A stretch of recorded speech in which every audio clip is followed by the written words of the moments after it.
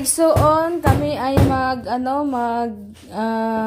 tanggal itong lagayan ng pinggan at baso.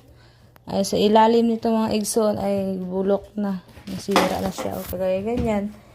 So, katagalan na babasa yung kahoy, plywood. Ito si Ate Anis. Anis, tingin ka. Tingin na. Hindi mo kagwapa, oy. Hindi mo pakita. Okay. Kaya ba? Hindi, doktor ka sa ilalim. Yan.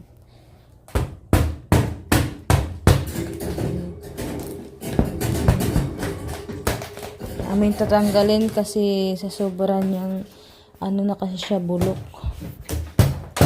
Nasira na. Sige. Yan. Kaya magaling namin panday.